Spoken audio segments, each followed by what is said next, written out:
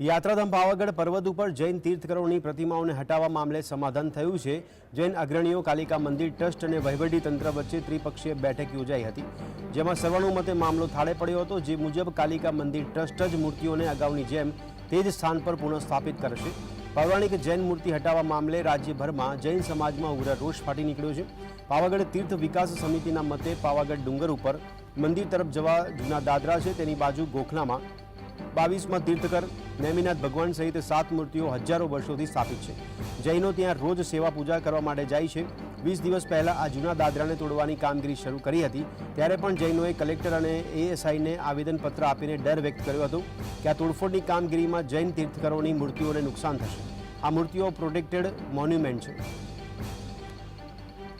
અત્યારે ટ્રસ્ટના બધા સભ્યો સાથે, ડીએસપી સાથે, કલેક્ટર સાહેબ સાથે અને પીઆઈ સાહેબ સાથે અત્યારે ચર્ચા વિચારણા થઈ। અત્યારે અમને સારો મેસેજ આપ્યો છે। જૈન સમાજને એકદમ હર્ષ થયો છે કે પાછી જે પ્રતિમા છે એ પાછી ઇન્સ્ટોલ કરી અને એ જ જગ્યા ઉપર પાછી લગાડી દેવામાં આવશે એવી અમને બાંયધરી આપી છે। અને અત્યારે તુરંત ધારાધોરણ અત્યારે યુદ્ધના ધોરણે આ કામ ચાલુ કરવામાં આવે છે। પાવાગઢ ખાતે રિનોવેશનનું કામ ઘણા સમયથી ચાલતું હોય છે।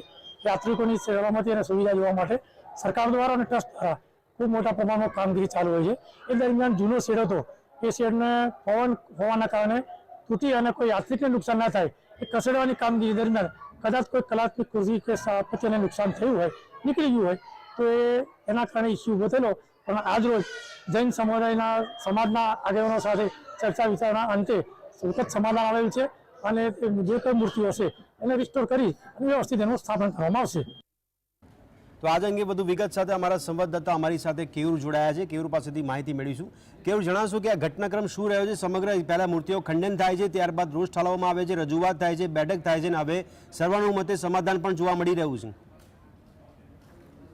જી હા, બિલકુલ આપને જણાવી દઉં કે ગઈકાલે જે વોટ્સએપ ઉપર આ ફોટા વાયરલ થયા હતા તેમાં કેટલાક ગ્રુપની અંદર આ ફોટા વાયરલ થયા બાદ જૈન અગ્રણીઓ સક્રિય થયા હતા। તેમણે સૌપ્રથમ પાવાગઢ પોલીસ સ્ટેશન ખાતે ટેલિફોનિક સંપર્ક કર્યો હતો અને આ બાબતે સ્પષ્ટતા માંગી હતી। પાવાગઢ પોલીસને આ મામલાની જાણ નહીં હોવાનું જણાવતા અગ્રણીઓ પાવાગઢ પોલીસ સ્ટેશન ખાતે પહોંચ્યા હતા અને ત્યાં તેમણે આવેદનપત્ર આપ્યું હતું અને આ ફોટા બાબતે ગુનો નોંધવા માટેનો પ્રયત્ન કર્યો હતો। દરમિયાનમાં પંચમહાલના ડીએસપી હિમાંશુ સોલંકી પોતે ત્યાં પાવાગઢ પોલીસ સ્ટેશન આવ્યા હતા, અગ્રણીઓને સાંભળ્યા હતા અને સમગ્ર મામલે 2 દિવસની અંદર જે પ્રમાણે મૂર્તિઓ અગાઉ લાગેલી હતી વર્ષોથી તે પ્રમાણે ફરીથી પુનઃસ્થાપિત કરવાની તેમને બાંયધરી આપી હતી।